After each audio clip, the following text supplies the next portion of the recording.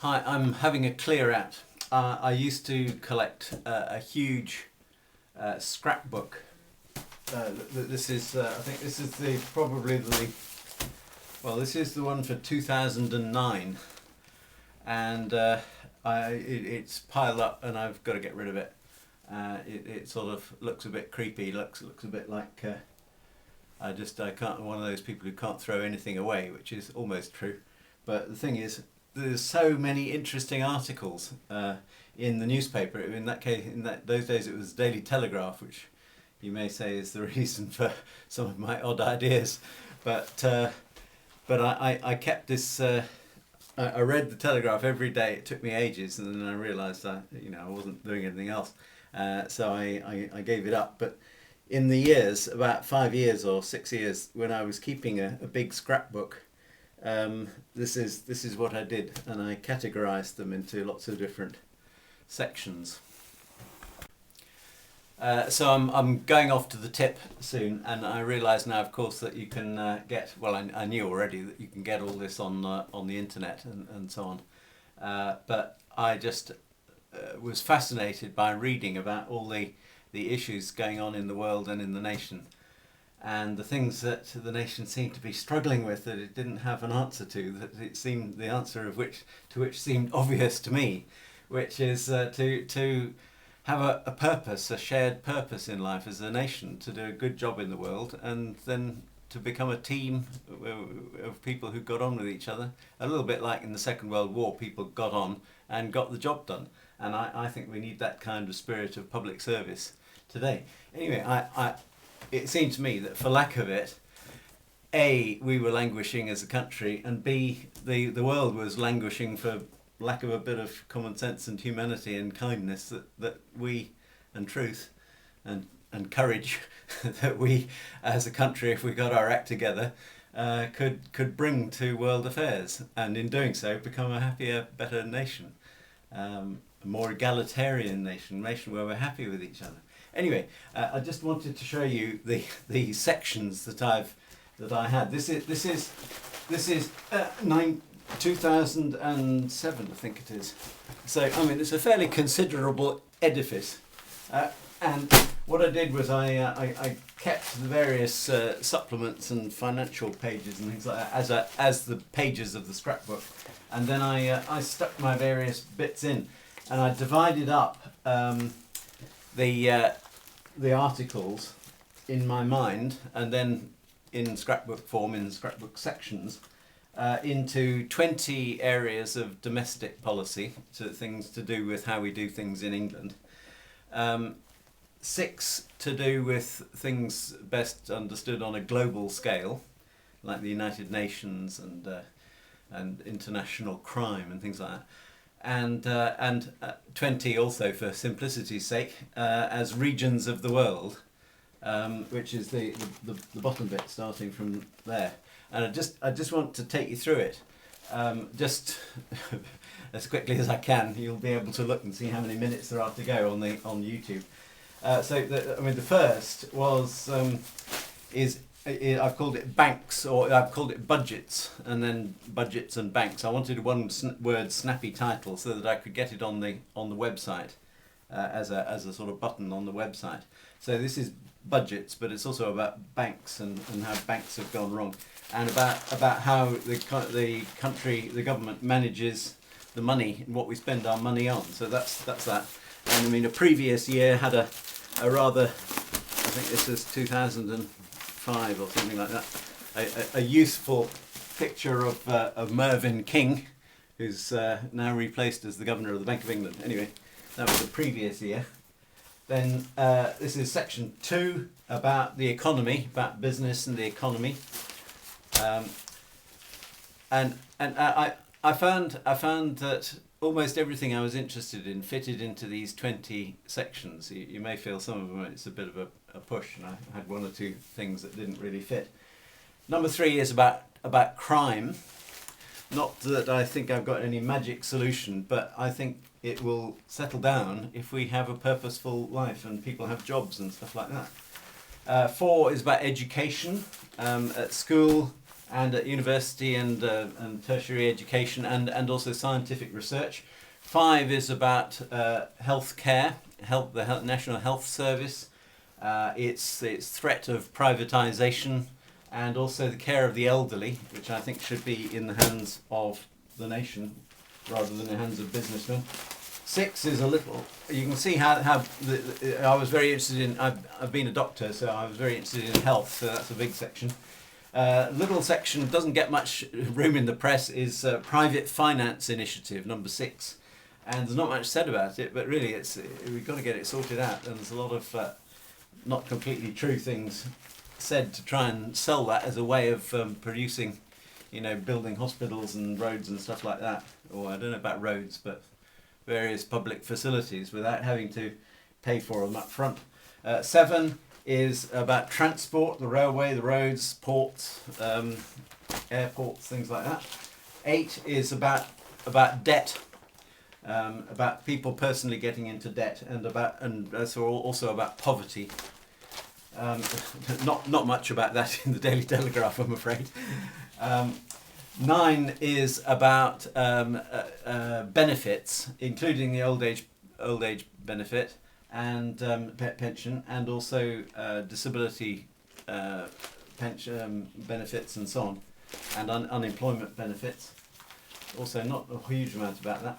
This is about defence, not about where the army was deployed, because they're more or less back now from Afghanistan as well as from Iraq, which was, we were involved in Iraq when I was collecting these, but there's a lot there, and I don't think the defence it's been allowed to wither away. 11 is about leadership style, about how leading people live, how much they get paid, how they make decisions, and how they lead the people, how they relate to the people of the country that they seek to lead. 12 is about, what was that?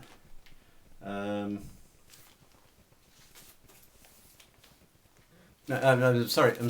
11 was about asylum, about migration, and how we absorb people into this country, whether we should change the way in which we review people's cases, which I think we should. I think we should allow geographical specialisation on the part of the people who decide whether somebody can come into the country or not, so that they know what they're talking about and make wise decisions.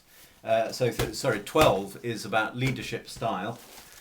And basically, I think the leaders don't lead as servants in the way that they could, and I think they paid themselves too much, and there's a big differentiation between the rich and the poor, and it shouldn't be. 13 is about farms, fisheries, rural affairs, and supermarkets. 14 is about Europe, not so much about the individual countries of Europe, but about our relationship with the European Union, which I'm in favour of, although it needs tweaking very considerably. 15 is about ethics and about things covered by the Department for Culture, Media and Sport, in other words, broadcasting and so on.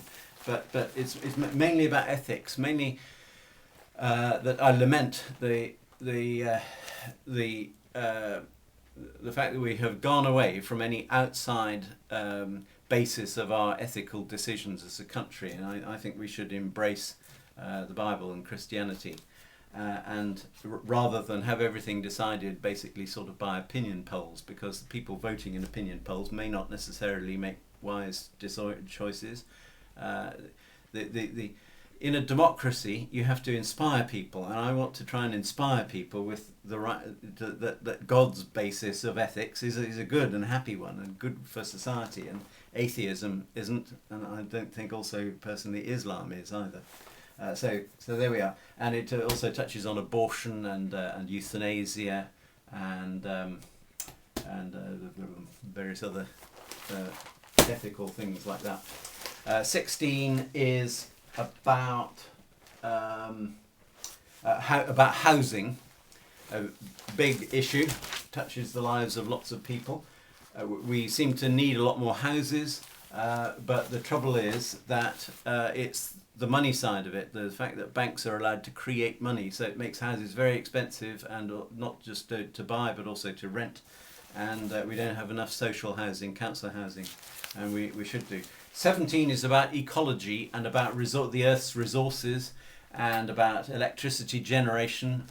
I'm particularly keen on the tidal generation of electricity, but we need to watch what we do with our minerals. We're getting through them at a fast rate, and how we generate electricity and that sort of stuff. Global warming. Under ecology, I'm applying for a patent. I think I may get bits for part of it, for making a membrane dam, or a thin structured dam across the Bristol Channel and other sea inlets for the purpose of generation of electricity from the flow of the tide in and out.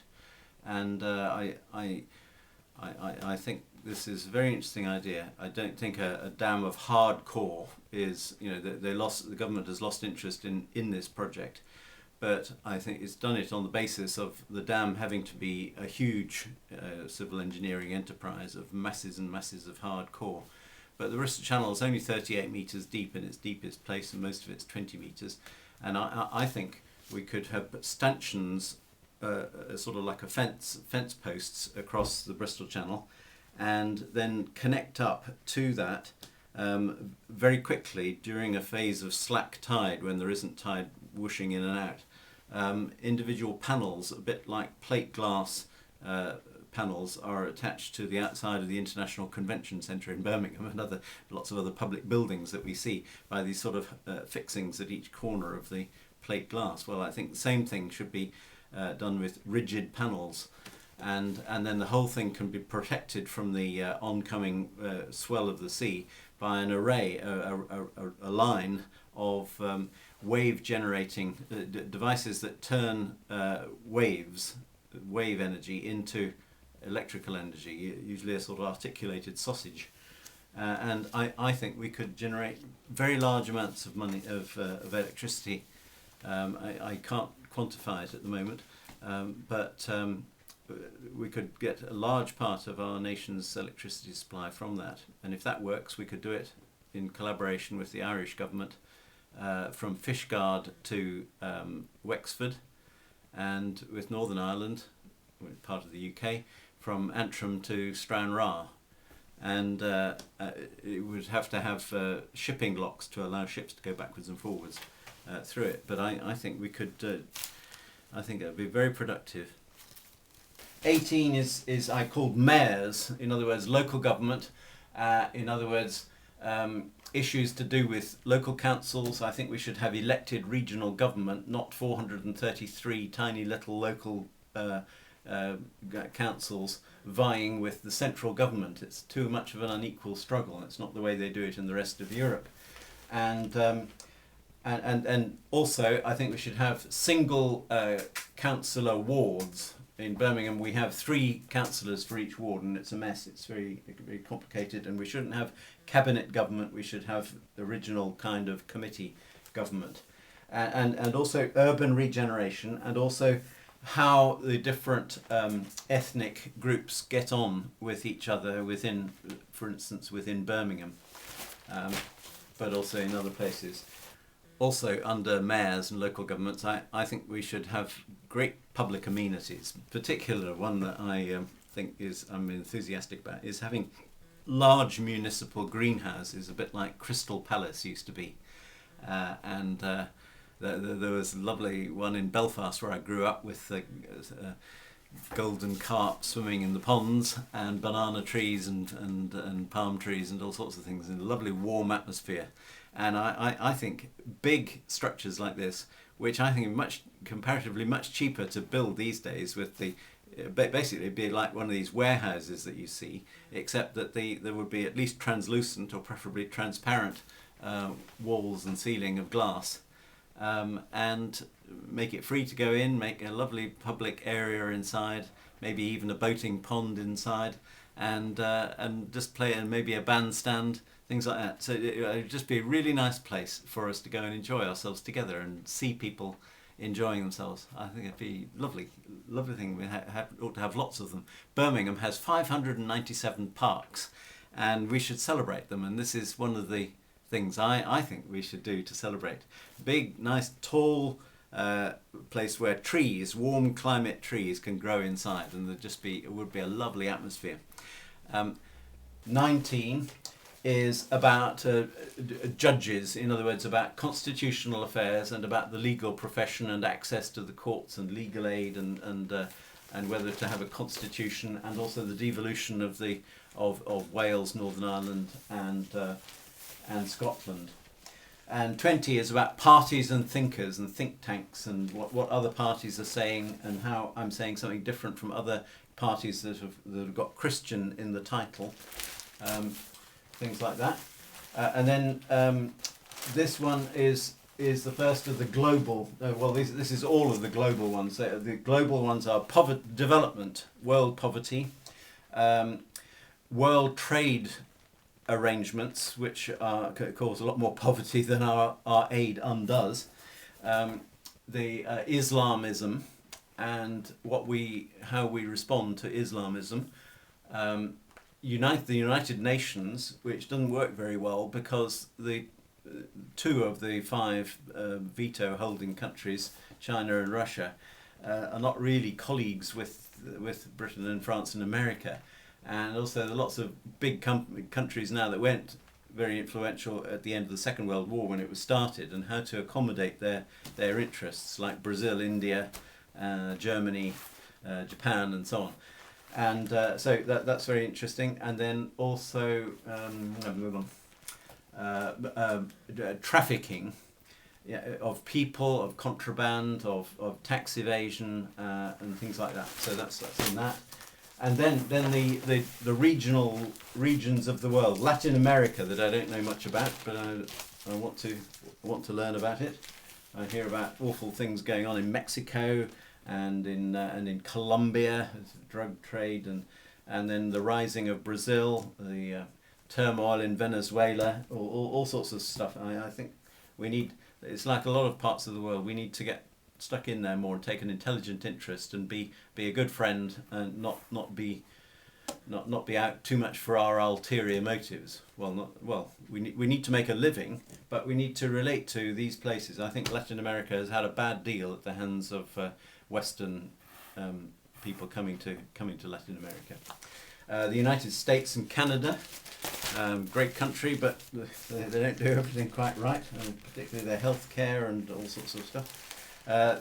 E15, number 3 is E15, in other words, the first 15 members of the European Union, before lots of other countries joined. And so France, Italy, Germany, Holland, and so on. And then E27, I've called the one that should be now 28, the more recently joined members of the European Union. Things to do with the affairs of those nations. Eastern Europe, Belarus, Ukraine, Moldova, and the Balkans. And then Russia. Terribly important to understand Russia properly and to understand how we can relate to it as a friend and stop it feeling beleaguered and frightened and jumpy and aggressive.